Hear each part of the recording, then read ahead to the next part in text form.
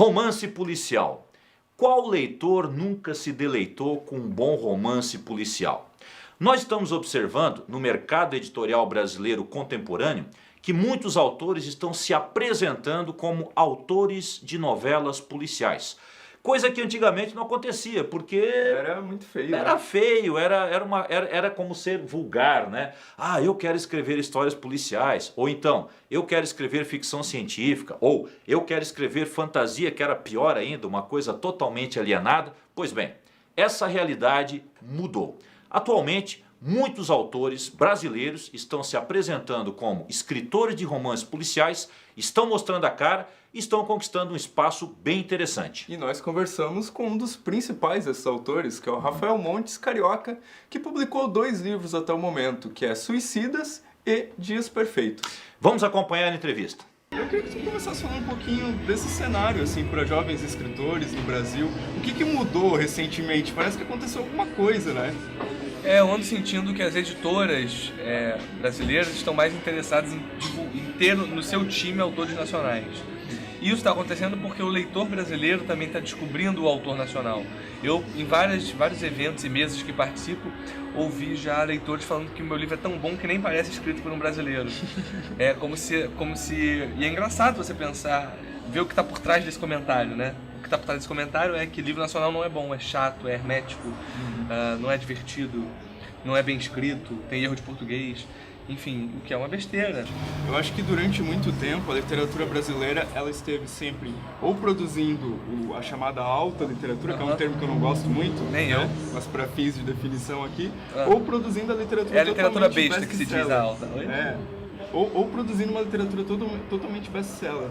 Me parece que tu produz uma literatura mais meio termo, ou seja, que tem uma elaboração, mas que ao mesmo tempo o sujeito que não é acostumado a ler um livro e tal, é capaz de pegar teu livro e dizer, poxa, eu digo que é um livro em várias camadas, ou seja, um livro que superficialmente ele diverte. Se você pega e começa a ler, diverte. E nisso eu já tive alguns retornos, assim, por exemplo, de uma menina que trabalha na própria Companhia das Letras, que ela consegue livros porque o marido dela trabalha num lugar, tipo, uma comunidade carente. E ela doa alguns livros da companhia para a comunidade carente ler. E ela falou que o meu livro é o mais lido entre as pessoas da comunidade. Porque é um livro que você pega e devora, a história te diverte. Ao mesmo tempo, pessoas que buscam maior densidade encontram outras coisas no livro. Ou seja, além de uma história divertida, além de puro entretenimento, há mais ali, há algumas reflexões sobre relacionamentos, algumas reflexões na densidade psicológica do personagem, enfim. Então eu acredito que é um livro que você pode ler em várias camadas. E se você pensar, eu acredito que as boas histórias, a boa literatura, alta, baixa, média, anão ou não, é feita assim. Vamos lá, Machado de Assis é o exemplo que eu sempre dou. Gente, Dom Casmurro é divertido. O Alienista é um conto divertidíssimo. Ou seja, é entretenimento. Não quando você tem 13 anos de idade, é obrigado Mesmo a ler. Quando você tem 13 anos de idade. Eu acho que eu li aos 13 anos, eu achei o Alienista divertidíssimo, do sujeito lá aprendendo o povo da cidade. Eu achei a coisa mais divertida do mundo. Aí é óbvio, quando eu reli anos depois, eu falei, nossa, tem outra dimensão a leitura. Tem uma outra coisa que eu queria conversar contigo, Rafa, que é esse momento que o autor brasileiro vive, de estar aparecendo um pouco mais, que automaticamente tem muitos eventos, tem feira aqui, tem feira lá, e você tá vindo muito nessa onda, né? Principalmente porque também você vem da internet, se comunica bem na internet, e automaticamente quando você vai a eventos, você tem esse público, né? No entanto, há pouco tempo atrás, alguns anos atrás, talvez antes da era do boom latino-americano, do Gabriel Garcia Marques e tal, o autor, ele era uma figura mais reclusa, né? Como é que é esse momento, assim? E até a questão de tempo, como é que tu administra as viagens, tempo de escrita? Eu confesso que em cada evento que faço, eu busco desmistificar a figura do escritor, principalmente quando eu converso com jovens. Eu acho que essa figura do escritor recluso, isolado, problemático, sombrio, é uma figura que espanta, torna o escritor algo acima, superior ao leitor, e o que ele não é. Eu sou um sujeito absolutamente comum. O que eu digo, o que eu faço é basicamente, enquanto o pedreiro acorda de manhã para fazer casa, eu acordo para escrever livro. Já aconteceu situações em eventos que talvez tu ficou constrangido, alguma coisa assim? Não, eu vou ser muito sincero, o que aconteceu foi o seguinte, tudo aconteceu a partir de abril desse ano, nós estamos agora em outubro de 2014, e em abril de 2014 eu me lancei como escritor. Como escritor assim, popular, que as pessoas passaram a saber quem eu sou. E foi muito engraçado porque ao mesmo tempo em que para algumas pessoas eu passei a ser a pessoa que quando você conhece você vai lá e se emociona, e chora, e fica nervoso e treme, eu passei a sentar na mesa com pessoas que antigamente eu encontraria, choraria e tremeria. E, por exemplo, agora os Suicidas e os Dias Perfeitos, que são os meus romances, vão virar filme. E eu estou me encontrando com as pessoas do elenco. E tem atores globais que eu cresci vendo e eu saí pra tomar cerveja com eles, porque a gente tá negociando como é que vai ser, como é que não vai ser, como é que é esse papel, como é que é aquele. E aí teve uma hora que eu parei, eu fui há pouco tempo, eu falei, gente, peraí, eu tô na mesa com você, eu cresci vendo você, sabe? É muito errado isso, sabe? Porque é uma coisa estranha isso tudo. Você teve um momento de fã estridente? Não tive momento de fã estridente, eu só falei, só pra gente, porque passou a ser comum, né? Passa a ser comum, e a gente tem que tratar com porque é natural, a verdade é que todo mundo é normal, todo mundo é ser humano. Enfim.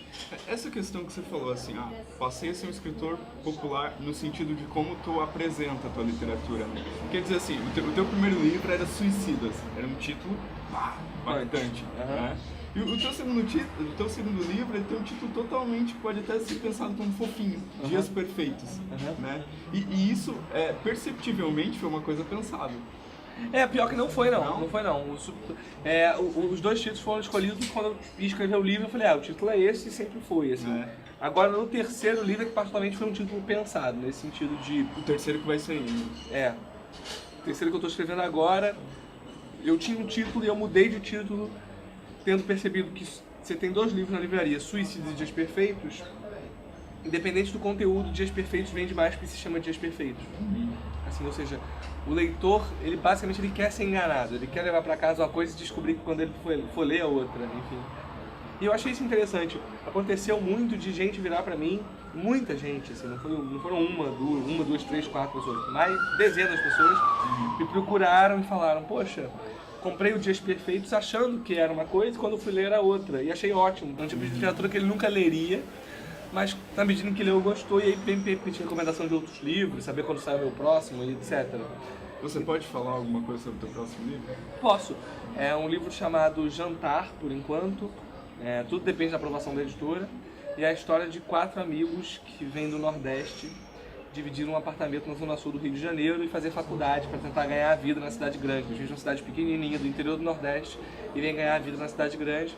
Um vem fazer medicina, o outro direito, o outro gastronomia e o outro ciência da computação. São esses 4 amigos de infância. E eles estão lá dividindo apartamento. O preço do aluguel no Rio de Janeiro aumentou muito nos últimos anos por causa da Copa, da Olimpíada. E eles precisam conseguir grana, enfim. A história começa já no final da faculdade, no momento em que eles estão entrando no mercado de trabalho. O gastrônomo está ralando nas cozinhas, né? Enfim, em vários bistrôs da zona sul do Rio de Janeiro, restaurantes chiquérrimos. O médico está ralando nos hospitais públicos, em plantões. O advogado está tentando passar na prova do OAB, então não é advogado ainda. Essa é com conhecimento de causa. Não, eu passei na prova do OAB já, passei de prima, mas ainda assim eu sei que é traumático para muita gente. E o ciência da computação também, enfim, tá lá. Ele na verdade largou a faculdade e ele passa o dia fazendo pequenas mutretas na internet, desviando dinheiro alheio, vendendo produto falso, esse tipo de coisa.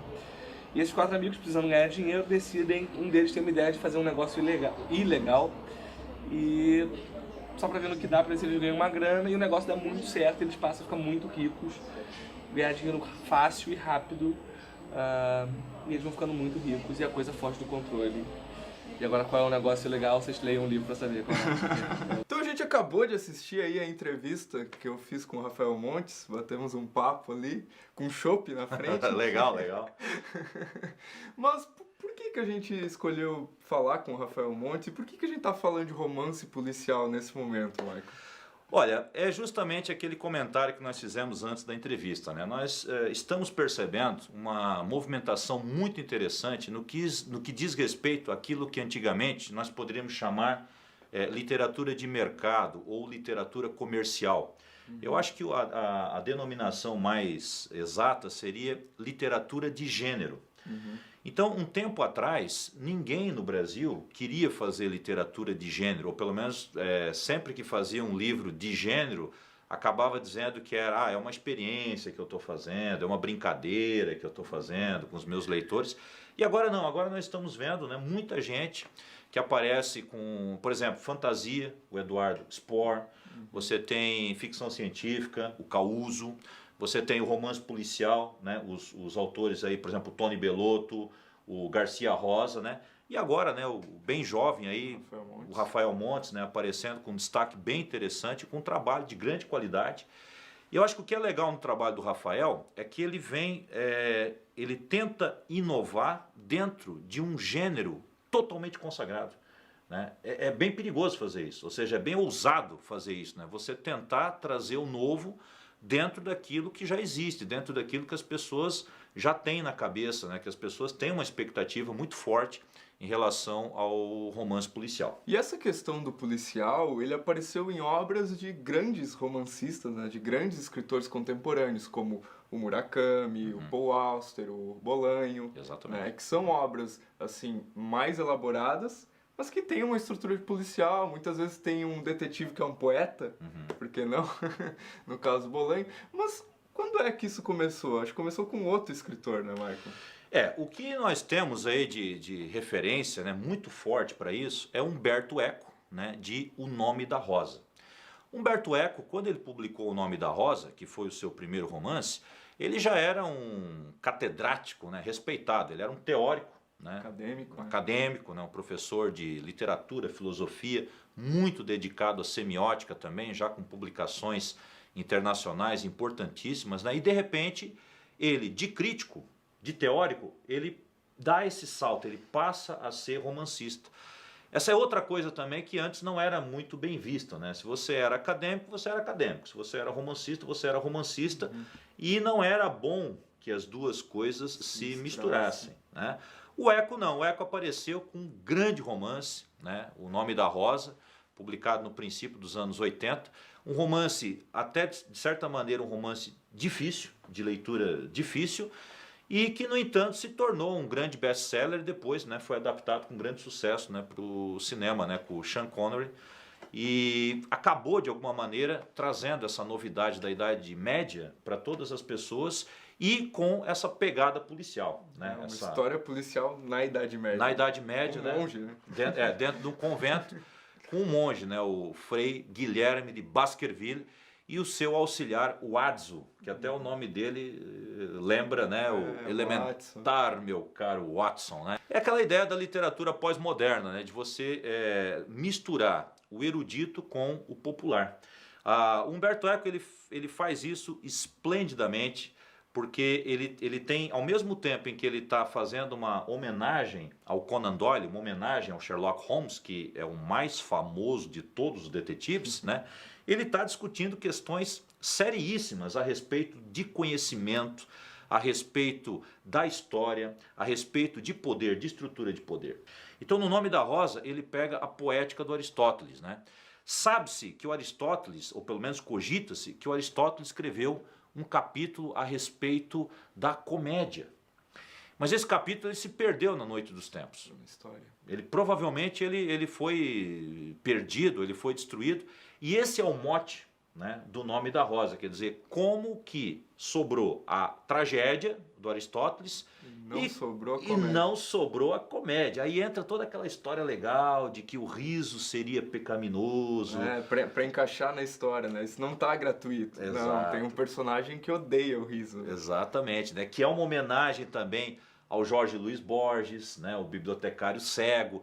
Então, assim, é um livro fantástico, ele tem dezenas ou centenas de referências, algumas referências bem veladas, outras referências bem explícitas, bem claras, né? Ou seja, é um livro para leitores experientes, né? Aquelas pessoas que realmente amam a literatura, até porque O Nome da Rosa é uma espécie de canto de amor ao conhecimento e aos livros, né? O Frei Guilherme, né, ele faz todo o possível para salvar, né, os livros de um incêndio. Mas a gente também não vai falar muito aqui para não dar muito spoiler, né, principalmente para o pessoal mais jovem que ainda não acompanhou a obra, né? Que ainda não acompanhou. Então, o que antes era literatura barata, né, pulp, né, que era bem barato de se comprar, só livros de bolso praticamente, hoje está sendo publicado em capa dura, está sendo muito premiado, está provocando o interesse do público, né? Porque afinal a literatura policial ela sempre foi isso, sempre provocou o interesse do público, mas agora ele está ganhando um destaque, né? Exatamente, e também uma atenção dos críticos, né? Dos teóricos. Esse, viu, aliás, é um fenômeno que chama muito a minha atenção, Porque muitos desses livros, dessas histórias policiais, elas estavam fadadas ao esquecimento. Então eram livros para, né, entre aspas, livros para operários, lá no começo do século XX, meados do século XX. E hoje muitas dessas histórias, que eram publicadas em papel de polpa, né, em papel vagabundo, papel barato, hoje estão chegando às livrarias, em coleções luxuosas, né? Porque existiu esse salto, quer dizer, essa modificação. Antes o que era considerado vulgar, hoje está sendo considerado clássico.